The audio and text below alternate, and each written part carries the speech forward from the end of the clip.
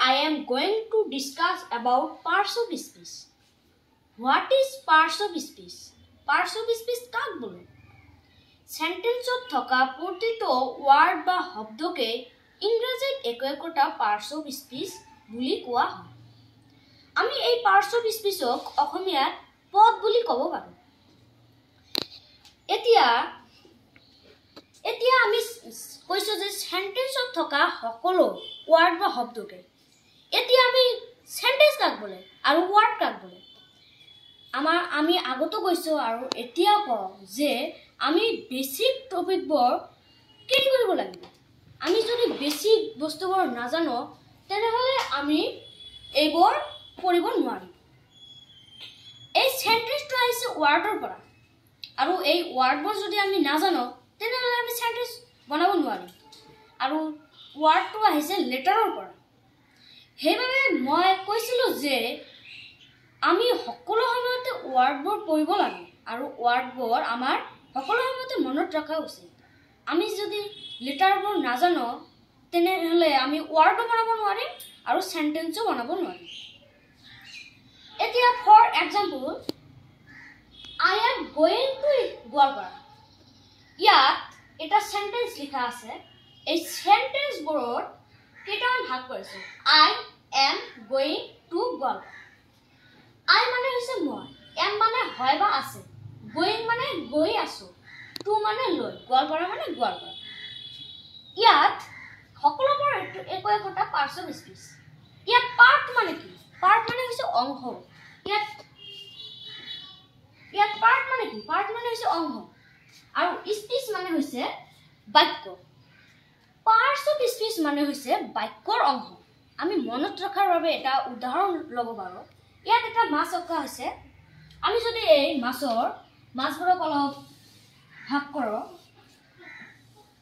তেনেহলে আমি ইয়াত পিচ অফ ফিশ, পিচ মানে হৈছে টুকুৰা আৰু ফিশ মানে হৈছে মাছ। এই পিচ অফ ফিশ মানে হৈছে মাছৰ টুকুৰা। সেইবাবে মাছৰ টুকুৰা আৰু parts of speech piece of fish. Piece of fish মানে হৈছে মাছৰ টুকুৰা। আমি যদি এতিয়া বেঞ্চৰ টুকুৰা কৰোঁ তেনেহলে কম পিচ অফ বেঞ্চ মানে হৈছে বেঞ্চৰ টুকুৰা। এতিয়া এই পাৰ্টস অফ স্পিচবোৰক 8 ভাগত ভগাব পাৰি। সেই 8টা ভাগ হৈছে noun, pronoun, adjective, verb, adverb, preposition, conjunction, interjection। আজি মই তোমালোকক শিকাম নাউন আৰু pronounৰ বিষয়ে। নাউন কাক বলে? যি পদে কোনো জন্তু, ঠাই, প্ৰাণী, বস্তু আৰু কোনো গুণৰ নাম বুজায় তাকে নাউন বুলি কোৱা হয়। Noun is the name of anything. Everything noun. আমি চকুৰে যিবোৰ বস্তু দেখো সকলোবোৰে নাউন। ইয়াত ডাষ্টাৰ, চক, ব্ল্যাকবোৰ্ড, পেন আছে, ইয়াত বুক, কপি আছে, এই সকলোবোৰ নাউন। এতিয়া আমাৰ নাম ক্লিয়াৰ হ'ল। এতিয়া মই তোমালোকক বুজাম pronounৰ বিষয়ে। pronoun কাক বলে? নাউনৰ হলনি ব্যৱহাৰ হোৱা ওয়াৰ্ডবোৰক pronoun বলে। A pronoun is a word used in the place of noun. যেনে Ram is a। ইয়াত আমি ৰামৰ হলনি কি ব্যৱহাৰ কৰিব পাৰো? He is। ইয়াত আমি ৰামৰ হলনি হি ব্যৱহাৰ কৰিছো। আমি আগতে কৈছিলো যে নাউনৰ হলনি ব্যৱহাৰ হয় pronoun বিলাক। আৰু উদাহৰণ হ'ল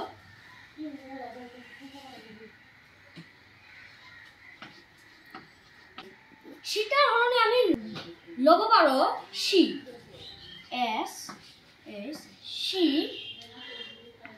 she has a toy। যেনেদৰে ৰামৰ হলনি হি লৈছো তেনেদৰে সীতাৰ হলনি আমি she লৈছো। সেইবাবে আমি যিবোৰ নাউনৰ হলনি ব্যৱহাৰ কৰো সেই ওয়াৰ্ডবোৰকে আমি একোটা pronoun বুলি ক'ব পাৰো। pronoun কেইটামান হ'ল I, we, you he she pronoun আৰু বহুতো আছে আমি ইয়াত লিখিছো I we you he she এদৰ জীৱৰ pronoun আছে বহুতো এনেদৰে বহুতো pronoun আছে আমি আজি noun আৰু pronounৰ বিষয়ে শিকালো আৰু লগতে parts of speech বুজাইছো এদৰে parts of speech আমাৰ আঠ ভাগত ভগাব পাৰি আমি কেৱল noun আৰু pronounৰ বিষয়ে শিকালো আৰু কেইটামান parts of speech হ'ল আমি শিকাম adjective verb adverb preposition conjunction interjection আমি এইবোৰ step by step তোমালোকক শিকাই যাম আজি মই ইমানতে মোৰ ক্লাছটো সমাপ্ত কৰিলো আৰু আজি হৈছে পাৰ্ট 7 আমি আগন্তুক 8 9 10 এনেদৰে step by step ক্লাছবোৰ কৰি যাম মই আগতে কৈছিলো যে তোমালোকে যদি আগৰ লেসনবোৰ দেখা নাই বা ভিডিওবোৰ দেখা নাই তেনেহলে হেবোৰ চাব কিয়নো হেবোৰ না চাই তেনেহলে আগন্তুক পাঠবোৰ বুজিবলৈ অসুবিধা হ'ব যেনেকৈ মই বহুত আজি কলো যে পাৰ্টস অফ স্পীচৰ কতে সেন্টেন্সৰ কথা আহি পৰে এই সেন্টেন্সৰ কথা কতে আকৌ ওয়াৰ্ডৰ কথা আহি পৰে ইয়াতৰ কি ওয়াৰ্ডবোৰ আকৌ লেটাৰৰ পৰা আহিছে মই এতিয়া মোৰ ক্লাছটো সমাপ্ত কৰিলো I have finished my class thank you see you again next time